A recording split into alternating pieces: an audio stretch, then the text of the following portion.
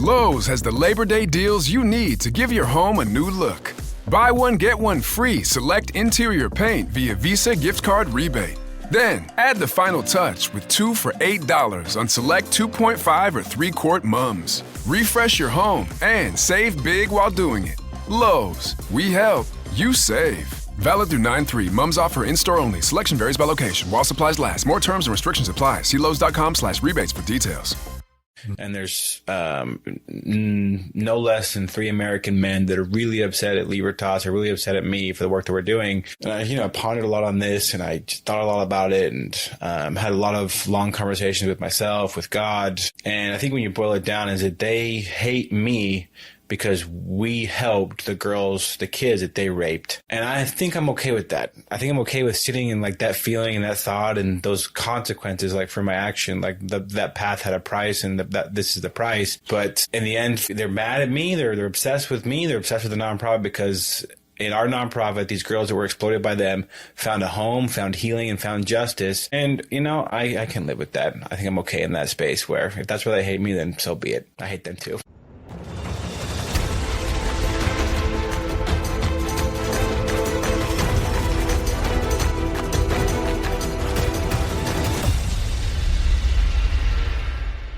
Hey, everybody. Welcome back to our next catch-up episode with Game of Crimes here, Murph in the Morning.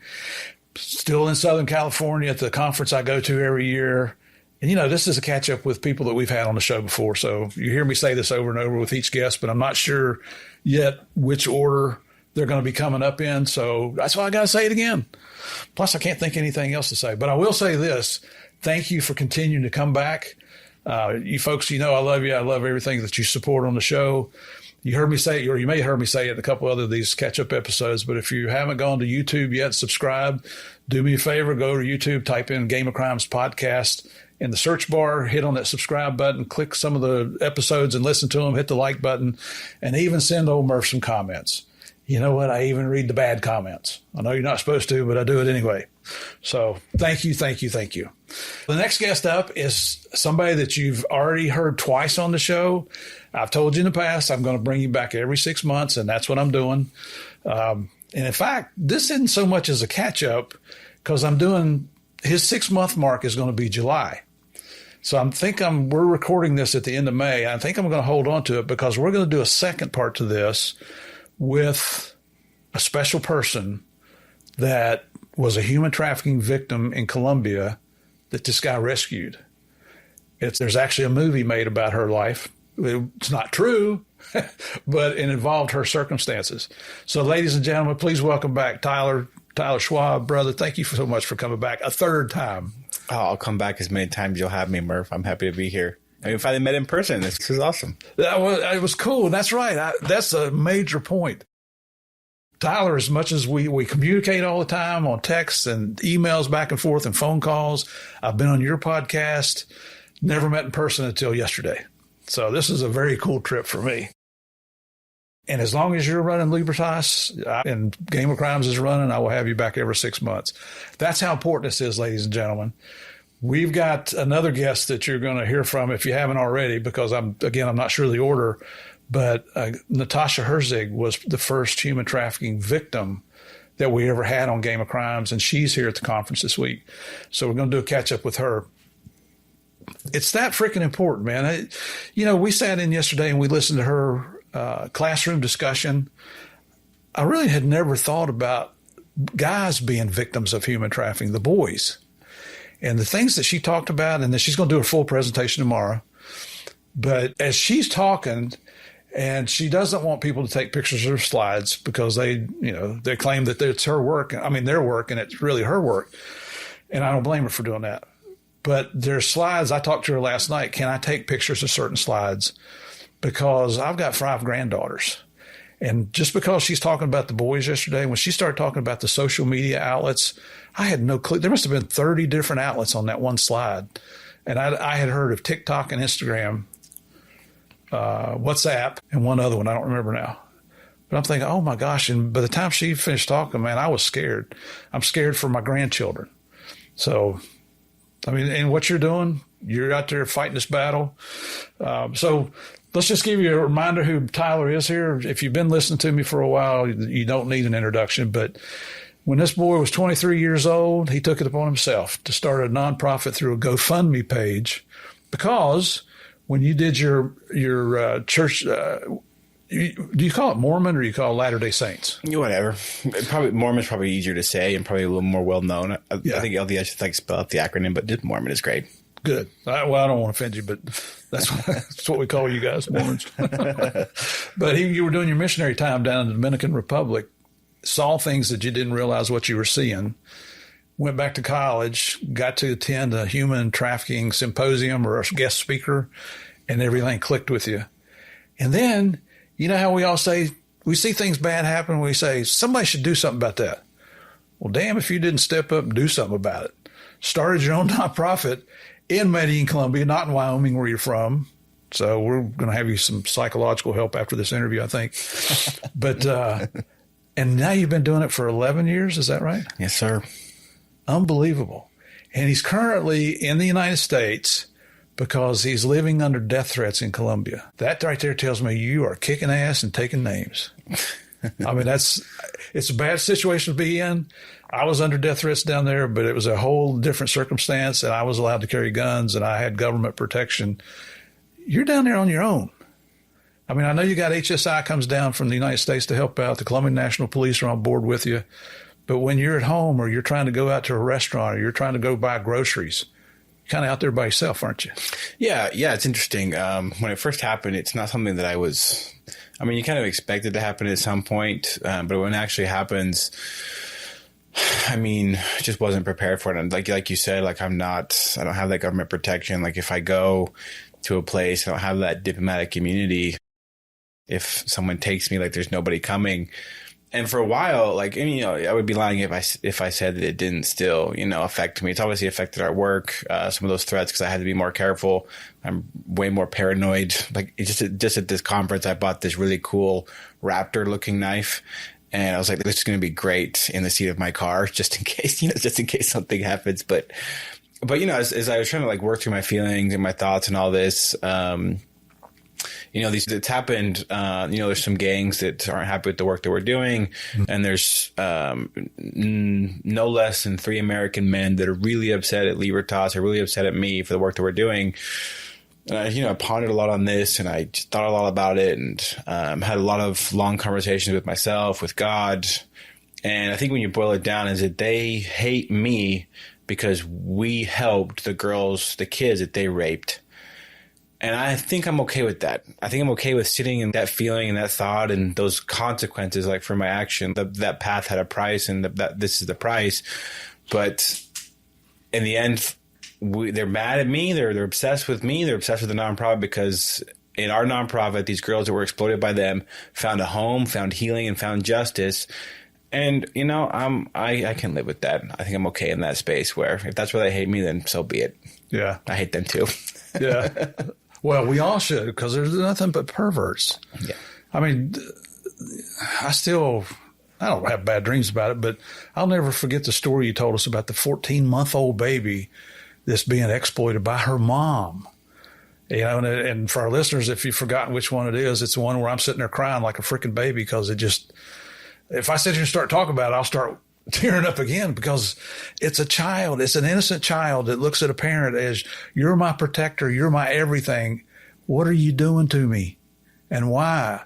And when you explain that the mom's doing that and the baby's just crying the whole time on film, whew, man, if that doesn't tear your heartstrings apart, you're a cold-hearted son of a gun. Whew. Well, you got to move on because I'm going to start. I'm going to have to ask Austin to put everything on hold here in a minute. And I said in our first interview, I will support you as long as I can. I want to bring you back every 6 months. I want to hear success stories. The listeners want to hear success stories. It's a part of keeping hope alive. I just spoke to Ryan Tillman and about people in prison. How do you keep hope alive when you may never get out of prison? Not to be cold-hearted, but I think that's a choice they made as a criminal, and I don't have a problem with it. But it does make you pause and think. Maybe I'm getting a little more sentimental in my older age here. But you just think about these children who are being sold by their families into white slavery or human trafficking, whatever you call it. And then you got these perverts that come along to take advantage of them. Not that the kids have a choice. It takes a special person to do that to start with. And by the way, if you're ever kidnapped down there, I got some friends I will call. Oh, okay, that's good. Yeah, hopefully they'll get there in time. But let me tell you, they're studs. So it won't be me. It'll be some studs that I will do everything I can to get them down there to help you. Oh, that's cool. So, yeah. Well, thank you. That's just part of it. It's how can I not? How can I not support somebody that's given their life to protecting children? So rather than sit here and listen to me talk, what I'd like to do is maybe if you could update us on some of the things that Libertas has been doing. Folks, I'm going to tell you now, too, if you're looking for a good cause to fund, this is absolutely one that you want to donate to.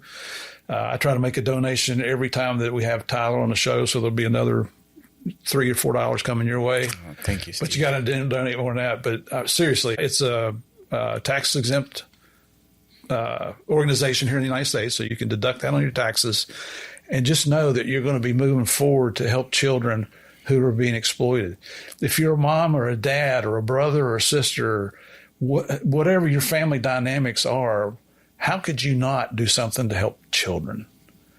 Okay, so I keep going back to it, but it's that important. Yeah. It's that important to bring you on here every 6 months. And thank you for doing it. No, my pleasure, Murph. Thank you. At some point, you're going to get sick of me, I'm sure, but I'm still going to aggravate the crap out of you. Nah, that's never going to happen. So what's the latest going on with Libertas? Give us an update. Yeah, the baby, it's just interesting that these people, they just don't like to take responsibility. Like this baby, her mom is actually suing Libertas right now because we won't let the baby see the mom in prison. Their mom was sentenced to 21 years in prison in Colombia for selling her infant to an American police officer. And now she's trying to sue Libertas for not allowing her to see her baby. And it's like, okay, well, I guess that's a fight we're in now. I didn't think that this would happen, but we're still even this little baby, justice can happen, but we're still defending her rights because there's no reason for this woman to see her baby. Zero. Absolutely zero. And the baby's great. She's in preschool. She knows how to speak now. She walks, she talks. She's just a normal kid, and she doesn't need to have those questions of why is my mom in jail and have mom filling her head with whatever kind of lies that mom will tell her from inside of a jail. So, that's a fight that we're in. We're always in the fight for justice. We have a trial coming up at the end of this year with the MMA fighter. He's pleading not guilty. So we're going to go to battle with him in Phoenix. There's a guy in Miami near your neck of the woods that toward the end of next month, he's pled guilty. So he'll be sentenced to prison time. I'll be going up. The mayor of Columbia will be going up. A bunch of police officers. It's going to be a whole show. And where's that at? In Miami. Okay.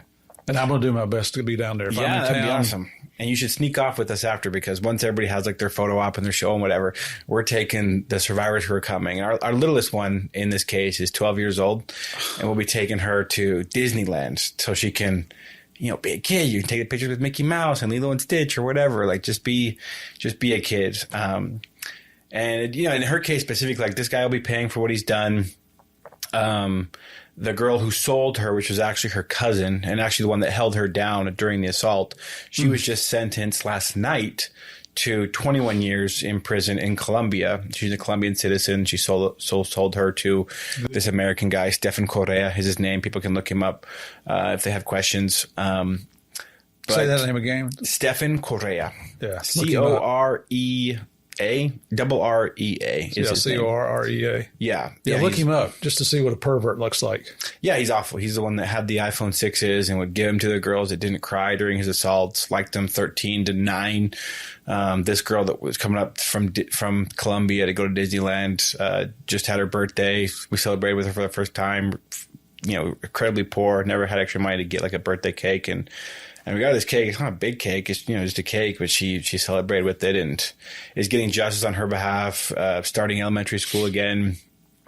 So justice continues to happen, and then the healing continues to happen, which is always, my favorite thing is just seeing kids just like return to that normality, celebrate birthdays, start school for the first time, get good grades in school. I had one girl that sent me a note the other day of like the list of like straight A's that she got in school, sent me like a copy of the note that I can frame in my house because it has like what place they are in their class, and they're like in first and second place, and they're like, you should frame this in my house. And I was like, oh yeah, of course. Wow. That'd be awesome. So that's always good. Seeing dreams come true. That's one thing I love to like see is when someone's dream is coming true, whether that be like for one girl, it could be like getting her first laptop so she can study in university as a normal kid, or riding horses for the first time. Just seeing people's dreams come true is always something I'm really a big fan of. And then just the new cases too, like with kind of the switch in things where we've been threatened and we're kind of trying to readjust how we work and where we work. You know, there's new countries opening up to us, including the United States. Like we have some active cases here in the United States of some predators that we're working alongside law enforcement, supporting those survivors. New countries, some countries I've never even heard of, where we're working now. And you know, just trying to do our best. You know, our core mission is just healing and justice. How do we honor the survivors that call our foundation home in facilitating healing and justice? And you know, the one thing that I've learned is it just never stops. Like it just never stops. Like we have this case now with this Catholic priest who's he's not a Catholic priest, which I'm not Catholic. So I didn't know there was like this priest registry where you can actually look up like who has been ordained to be a Catholic priest. I had no idea. And this priest, he'll find extremely poor churches in Colombia, and he'll be a priest there. And when kids are baptized, he'll, in secret, give them a secret baptism. What does a secret baptism entail? It entails them being sexually assaulted. And so this girl who was just baptized or had her confirmation, I'm not sure how it all works, but she was 12 years old, and she told her mom, hey, this priest perform this baptism on me after my baptism or after my confirmation, and this is what happened, and it was a sexual assault. So we helped cover the cost of getting her a rape kit, a rape exam. Sure as crap, the hymen was broken. We did the investigation on our end of finding out if this guy's a real priest. He wasn't registered, so he's just a predatory priest that goes to poor Catholic churches and abuses kids as a fake priest.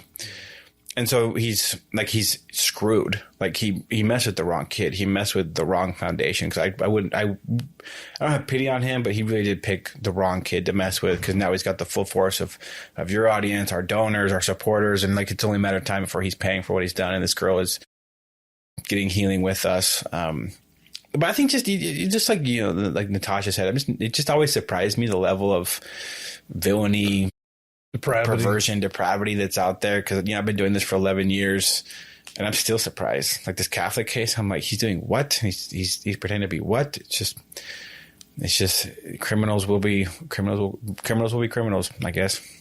What was it? You told me on the phone, and then you told me again yesterday about heaven and hell. Oh, yeah.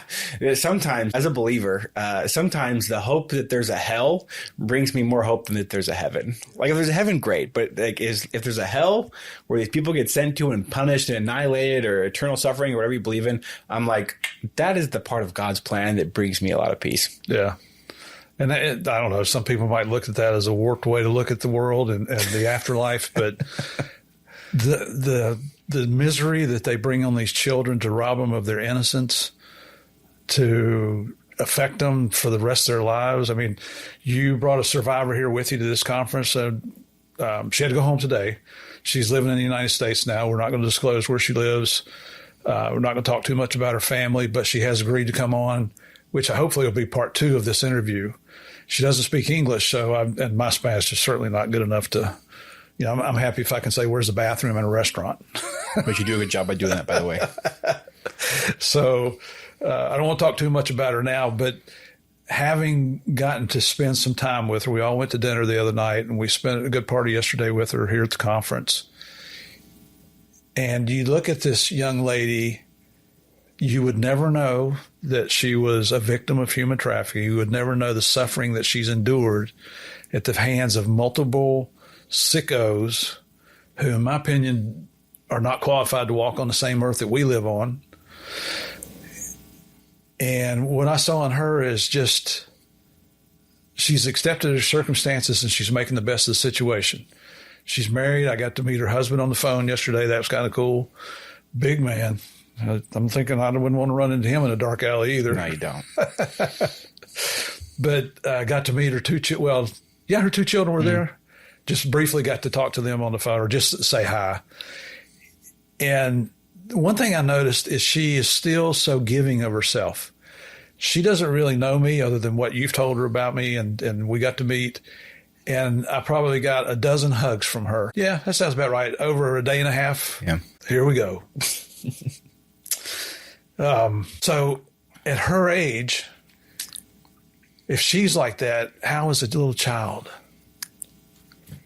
I got to stop this. I got to quit talking to you, man.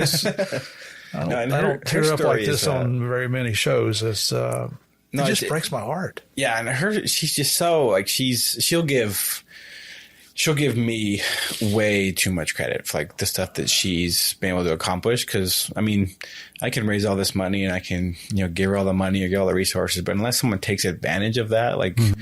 I mean, there's certain limits of like the stuff that I can actually accomplish, and the reason this person has survived and has thrived the way she's doing is because she's chose to do that. I really think that she rescued herself, because she does. Like sometimes when I sit and talk with her, like she talked to a major newspaper a few months back, and that guy didn't speak English either, and I was just interpreting, and there were parts of her story that I didn't even know, to where she was trafficked, at 11.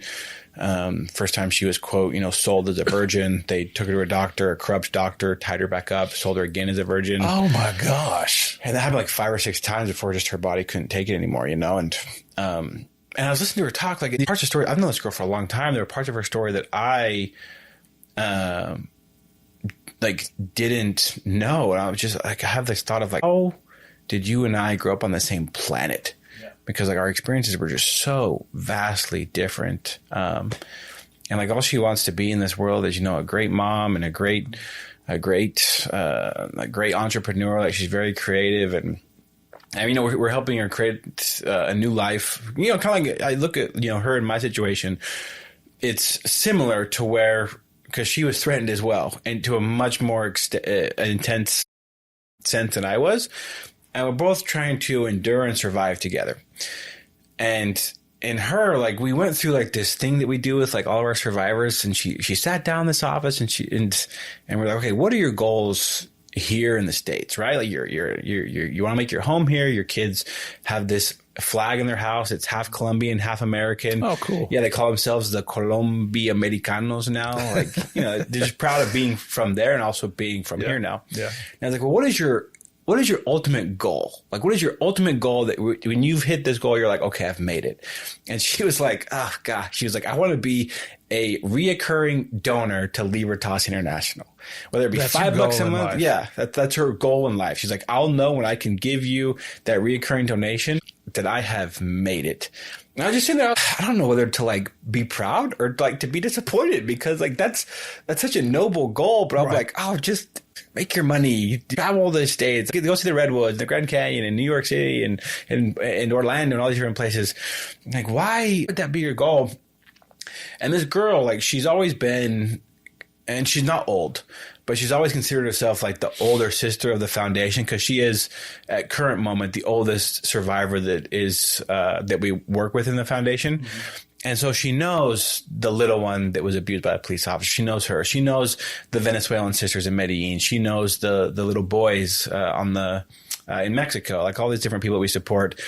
And she cares about them. And she's like, I want to get to a point where I can give monthly to Libertas so that it goes to support them, and a way to give back slowly, little by little, all that you've given me. And when she says that, like, what am I supposed to say to that? Like, exactly. Just like, thank you. Like, I appreciate, like, you have to do that. Like, it's. Well, I'm thinking, how blessed are we to know her? For sure. After the circumstances that, dictated her life. But here's the cool thing. She didn't let that dictate her future. Yep.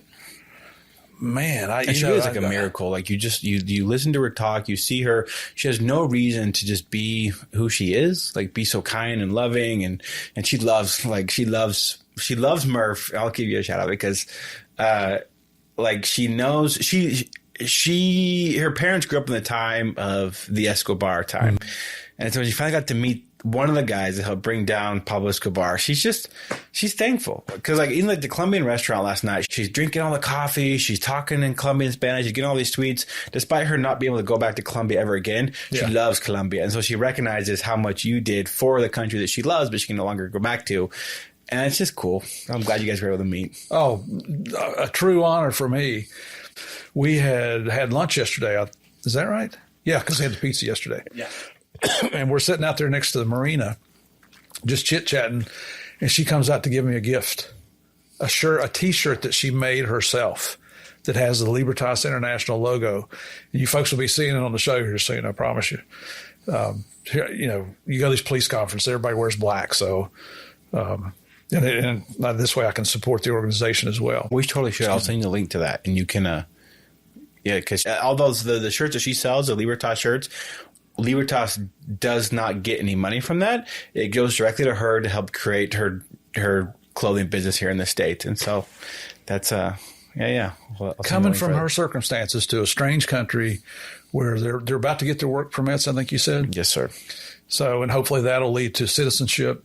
You know, Colombians can have dual citizenship. Both of my daughters are still Colombian as well as Americans. Cool. And given her circumstances, and she's coming up here to our country, starting her own business. What's wrong with people in our country? Yeah. Holy cow, this woman's got the world against her, and she's leading the way. And it's so interesting because there was a time where we had to go to USCIS. Is that the name of the agency that does I think so. Okay, that agency. And I picked her up and I was taking her, and she had to go like fill out some documents, sign some papers, and it was a weird car ride because it was just quiet, and she was just kind of looking at her new city and just quiet and contemplative. It's curiosity. You get concerned. You're like, "Hey, you doing okay?" And she was like, I'm taking in the new place that I live. Like, it's just so beautiful here. I feel like I'm living in Pinterest. But more than that, I just feel safe. I feel protected. I feel like no one's going to hurt me here. I feel like this place has been so welcoming. And like, I really do feel like my whole life's been leading here to a place where I can feel safe, feel protected. And, the effort that I put into being an entrepreneur, like hopefully at some point will be given back to me. She's like, I don't want to be a burden on the system. I don't want to be a burden for the nonprofit. I don't want to be a burden on anybody. I want to make my own money, do my own thing. And I feel like this is a place to do it. And the way she just looked at her new city with just appreciation. And I was just like, it's cool to a place. Obviously we have our problems like the United States. We're not perfect. And a lot of the guys that we come up against are these nasty pedophiles from here. But just seeing it from someone who's not here, that's been hurt by the system, who had, members of her family hurt by corrupt members of the government in other countries, where hasn't felt safe for potentially a decade or more. And she found a new place with her family, in a place where, for the most part, the hard work that they put in will be returned back to her. Mm-hmm. Like, seeing that appreciation for someone that's never had it, I'm just like, it is just a unique place, and I'm so glad that planet Earth has a place like this. Yeah, I feel honored to even have met her and to experience her positive attitude. Just going out and having dinner with her, and she doesn't speak any English, and my Spanish is terrible. Couldn't carry on a conversation. You had Heidi with you, who was using a Google Translate to talk to her, and I thought, man, I never even heard of Google Translate. Yeah. and you're offering to translate everything for her. And then when she went to Natasha's presentation yesterday, and Heidi's trying to take pictures of the screen and translate it over so she can follow. We kind of felt guilty. Heidi brought it to our attention, and I felt guilty after she said that, because we're continuing to speak in English, and Angie's there, and I hope it's okay to mention her name. If it's not, I'll edit that out. But she's there just being happy to be part of the conversation when she really doesn't understand what we're talking about. Yeah. It's eye-opening. And, when I sit around and feel sorry for myself because my hip's hurting or my ankle's hurting and I don't want to go to the gym tomorrow morning. And you look at these people who are looking at life-threatening and life-changing circumstances, not just themselves, but with their family as well, and the people that are trying to protect them, you. And I'm thinking, how sorry am I? Yeah. Because I feel like I'm tired. Yeah, man, it just reinvigorates you to think that these people that have suffered through so much can come out with a positive attitude and a smile. Why can't I? Yeah. So, I mean, you're always giving me nice compliments, but let me tell you, brother, you're right up on that pedestal. Somebody asked me, Steve. recently who my heroes were. And I really don't have heroes, but I do have people I admire. And I started telling them, number one's my dad, and explained why. And then we kind of went on to another topic. But you're right up here next to my dad. Thanks, It's Steve. Takes a lot of stones to step up and do something, to take a step in faith. I'm not going to disclose the finances that you and I talked about yesterday, but as a CEO of a nonprofit, I know what they make here in the United States. I think the money you're making is put you under the poverty level. Oh, yeah. That's why the donation I appreciate, too, because then I get paid. I can pay my bills. And there may be a day where, like, the clock hits midnight, and I'm like, okay, I got to do something else. I got to make some money, or I got to do all these different things. I made a commitment to these kids a long time ago, and you only get one life, right? You only get one chance to show the people you care. And they've been hurt by men enough to where I don't want to abandon them. If I need to, cut down expenses every once in a while, I will. And to allow them to pursue their healing and pursue their justice, because no one's ever stepped up for them. And it's funny because I find a lot of just inspiration through media. So I like Narcos. That's how we met. Is I was like, I need someone that knows how to fight evil in Colombia, because I'm over my head. So that's how me and Steve got connected. But one of the things, and you'll appreciate this because Boyd Holbrook is part of Logan. There's a scene in Logan where there's these horses that are running rampant, and these farmers are trying to get their horses, and Logan, trying to avoid the situation, Wolverine, he tells the people in his car, someone will come along, but we got to get out of here. And Professor Xavier, being like the moral man that he is, he was like, someone has come along, and it's us. We're the ones that are here. Like, let's go and let's help these people. And actually, I believe that so deeply that I have a bracelet in my backpack. It's like someone has come along, and it's us. And through my career, I've been able to do a lot of really cool things. But there's also a scene that I think describes kind of my feelings on it really well, from Harry Potter and the Order of the Phoenix. There's a scene in that where Harry is training a bunch of wizards on how to fight evil, and his best friend Hermione gives this really long list of he's done all these things, he's fought this people, we had to deal with this threat and whatever. And Harry interrupts her, and he's like, look, it all sounds great, like when you say it like that, but truthfully, like a lot of that was just mostly luck, and I had a lot of help. And I believe that so deeply, where it's like Harry was speaking my language at that moment, because for the most part, like a lot of I don't want to call it luck, but there's been some luck that's been thrown in. There's no reason for someone like me to go speak at the UN, except I just got lucky, I think. But a lot of help portion of it, like that's something I deeply believe, where it's like these people that give monthly of like $5, $10, $20 a month. You bring me on this podcast, and your amazing audience, different companies that have stepped up and supported Libertas in the past. Just giving a shout out, like right now, there's a company called doTERRA Essential Oils that's doing a fundraiser for us right now, where they double whatever is raised, like whatever donation is made, they will match it. So we have a chance to double our donation. And when you read the stuff that the nonprofit's been able to accomplish, it sounds really good, but man, we've had so much help. And someone like Angie, the survivor that came down, like in her story, there's so many people that stepped up and helped her when she arrived here in the States. Like Heidi sent some money so I could go pick them up from San Diego, so they weren't homeless for 2 days. Someone donated some stuff to me when they were refugees in Mexico to help make sure their family was taken care of, so I could buy her daughter tampons. And when they showed up to where they're at now, like just people stepped up to make sure that their rent was covered for a year, while they could figure out all the documentation and the work permits to do everything the right way, so that they were here legitimately, and they had the right to work legitimately, and they weren't taken advantage of. And so I really believe that just the nonprofit exists, for one, because of the survivors that call us home, two, the people that have continued to help us, and then maybe a distant third, maybe I'm on that list. But I definitely have a lot of help, and that help I'm really grateful for. If it weren't for you, this wouldn't have started. You're being humble, which is okay. That's okay. It's fine. But you got to give credit where credit's due, and you won't give it to yourself. I'll give it to you. Thanks, Steve. I don't know anybody else that took the initiative at 23 years old to start a nonprofit to save other people they don't know in a foreign country. Well, that's talk about a hero. That's a hero right there, and continuing to do so. Just out of curiosity, what do your parents think about you? They think you're crazy or what?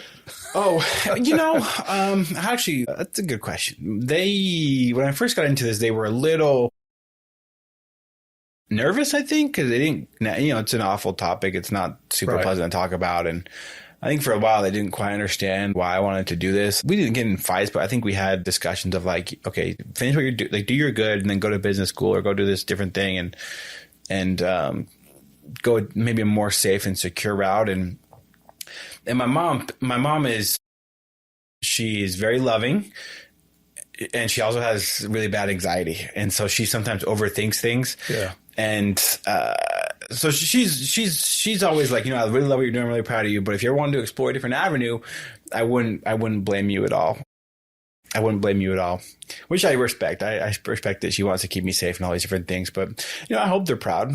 I hope they're proud. Like everything that I've done, I've tried to do, in their name of the stuff that they've taught me. And, my dad always taught me that service was, a way to give love back to God as you love God by loving his people.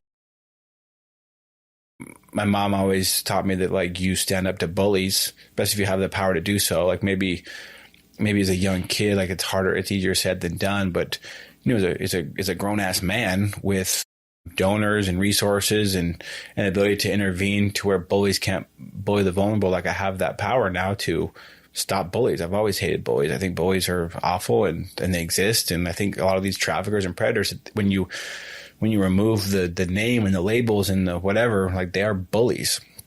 They think they can take advantage of little girls because they're stronger. And so what I do because like my parents have raised me that way. And so I hope that what I do honors them, and I hope that they're proud. I can't imagine they wouldn't be. Holy cow. Your mom's anxiety. She's a mom. She's worried about her baby boy. Yeah, she is. It doesn't matter how old you get. You're still her baby. Good stuff. You were making some references there to Harry Potter and Logan, the movie. And if you're wondering where all that's coming from, you have your own podcast now called Locked Off Logic. And you guys, the parts I've seen, you guys are reviewing, you're really critiquing movies, right? Yeah, it's a movie. I started with my best friend. His name is Sam Sargent. He's a filmmaker that lives in Utah. And we've gone to the movies forever. Like the movies has been a way for just us to I think kind of escape the world for a bit. And obviously he's a filmmaker by trade, so he critiques it a little bit different. I don't critique it as often versus I just find meaning in it, like find stories and try to make sense of like what I'm going through. And we had enough of these discussions to where I have this survivor in my foundation that was really impacted by the story of The Last of Us. Are you familiar with The Last of Us at all? Okay. With Pedro Pascal. Yeah. So that's the part that like messed her up because she was watching it, she was observing it, and she'd been with us for like 2 years at this point. And there's a scene in The Last of Us where you can cure. They have the ability to cure the zombie apocalypse, right? And so they need to take this girl, the girl that's been accompanying Pedro Pascal, and essentially take her brain out so you can cure all of humanity. Take her brain out. Yeah. And it basically presents Pedro Pascal with a moral decision because at this point he's kind of adopted her like as his daughter. It's like, okay, I love this kid. They're going to kill her and it's going to save the world. How do I react in this situation? And Pedro slaughtered every single one of those guys. Killed them all, saved the kid, took her out of the hospital. And I had a survivor that watched that and like was put in crisis. She watched and she was sobbing. She was like, she called me and she was like, have you seen this movie like The Last of Us? And I was like, yeah, I've seen it. She's like, why would he do that? Like, why would he do that? Like, why would he risk it all? Why would he sacrifice the world for this one girl? I don't understand. It's not even her kid. This girl, you understand her story is that she was an orphan. Her grandma took her in because her grandma had to. Her parents don't care about her. And she came to us and we were the first ones that really kind of that took her in like as our own. But as she was pointed out, we were paid to do so. So was it really love or were we paid to take care of her? She went through the process of healing. She finished high school. She started social work school. She put the trafficker away. The guy's name is Michael Roberts. And she watched this for the first time and she was like, it makes no sense what that guy did. Like, why would he sacrifice the world for this one person? And so like and the ending is controversial. The last one we talked like because he loved her, like he's seen the world, like he's seen the world that he had to confront to get to where she needed to go. And in the end, like his world was more important than the world. And so he chose his world. And she was so moved by that because she was like, that's my story. It's like, that's my story. I feel like the nonprofit cared about me enough to where they moved heaven and earth to make sure that I was okay because they cared about me. And she felt so seen and so heard from a zombie show. Yeah. And so I see that all the time with the stuff that I view and I watch. And even the most recent Marvel movie, there's a movie that came out called The Thunderbolt, where the guy struggles, the main villain, he struggles with depression, anxiety, and he's suicidal. And there's a scene in the end of the movie where he's fighting with his darker self, and his darker self wants the rage, wants the violence, and this poor guy, he's sobbing, he's depressed, and he's had all these memories, and it's his friends that come alongside him and kind of pull him out of the void.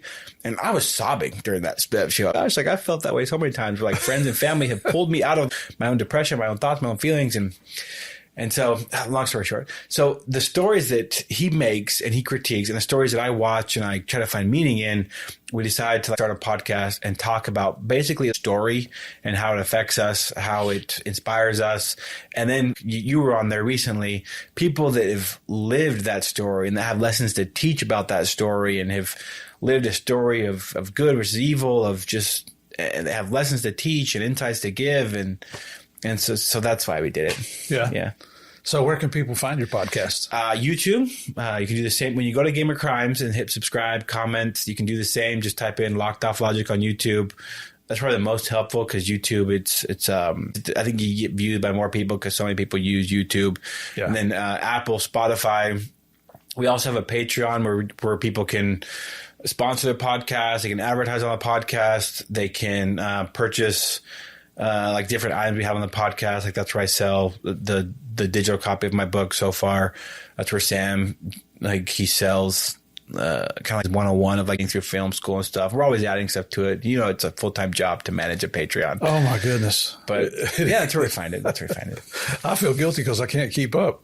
I can't either. I even brought my portable headset with me to do some Patreon monthly episodes. And we're just so busy right now at the conference. And that's Locked Off Logic. And what's the name of your book? It's called Wyoming Winds to Latin Lights. All right, say that slowly. Wyoming winds like the breeze. Wyoming winds to Latin lights. Okay, and is that like an autobiography? Yeah. It's. I'm working on my second one now, or at least like the manuscript of it, because so much has happened in the last 4 years since I finished the first one, where I was like, okay, it's probably good enough now. I can start a second one. But yeah, it's just the first couple of chapters that you bounce around my story. The story starts out at a high school basketball game at Natrona County High School, which it's a high school in Casper, Wyoming, and I really consider that kind of the start of my journey of where I ended up, because that's where all my dreams got shattered, is at Natrona County High School. Like I had these dreams of being a basketball star, playing college basketball, even like at a junior college, and it all came crashing down at Natrona County High School in 2009. And take people just, stuff that I've learned, stuff that I saw on my LDS mission, on my trip back in college at Utah State, BYU, Idaho. And then the last, I think, 9 chapters were probably just the most impactful stories in my story. I finished the book in early 2021, so a lot has changed since then. In the last 4 years, a lot more stories have come forward. But there's a case in the Dominican Republic that changed my life, of a mom that was selling her 2 daughters, 5 and 7, on the internet, on Facebook. There's my first sex tourism case in Medellin that brought me to that city. There was a girl that we rescued on the street, and she was like 30 seconds away from giving birth. She was like giving the birth in the car on the way to the hospital. And this girl's again been through a lot. Like her mom threw her into a fire when she was 4 years old, and so she just had scars and burns, and she named that kid after me. Like there's a little boy named Tyler running around in Guatemala now, because I happened to be there on site when, it was impactful for me. And a court case in Salt Lake City, There's a time, my grandma who passed away gave me $50, and that $50 helped me to believe in God again after I kind of lost my faith in God, and so just stories that have kind of just made my story a story worth telling, or at least putting on paper for a second. And the digital copy is on Patreon, patreon.com/lockedofflogicpodcast. And then I hope to have the physical copies ready by my birthday on November 25th, which is also the National Day for the Elimination of Violence Against Women, is November 25th. And so I hope if fate comes together, the book, the hardcover book, will come out on that same day. Yeah. We'll see. That's pretty cool. It won't be as good as Manhunters, but well, it's amazing that you wrote it yourself, because if people think Javier and I wrote that book, I think I told you before, I sat down one day for 6 hours and started writing our book, and I came back 2 days later and I thought, what a bunch of crap.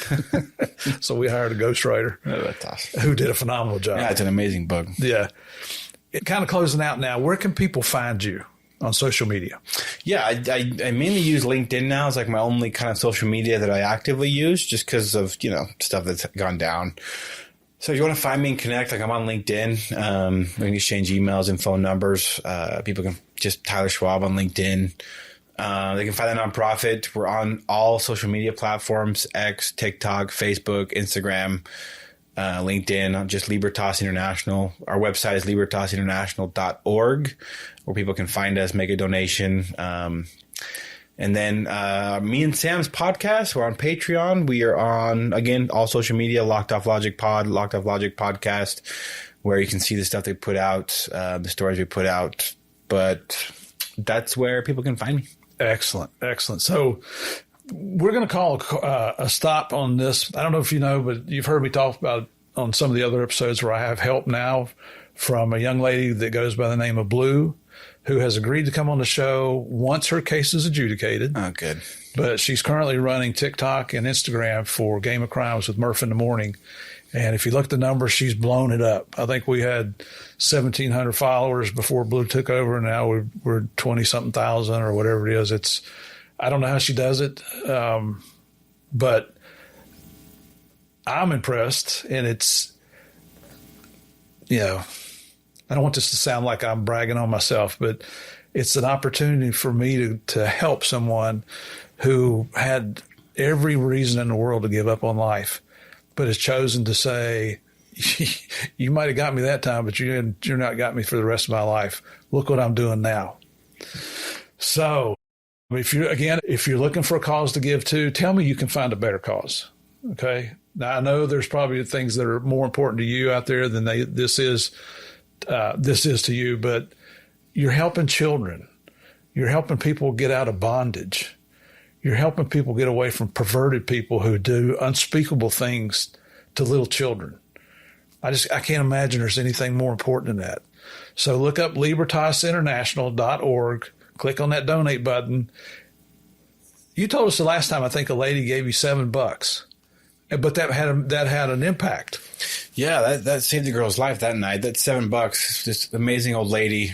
We had this fundraiser, and she was just, technology's hard for anybody. Like even us millennials are starting to lose track with like the amount of technology out there. Think about us old farts. Oh, you run Patreon and podcasts and all that stuff. You're a specimen, I got Austin over here, so trying to make me look good.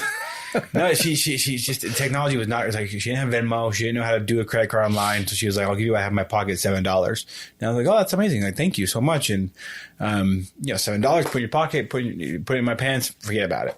But that night I'm getting ready to go to a case in Peru. I wore the same pants at the airport. I must have worn this pants like 3 or 4 days. Now that I'm thinking about the story.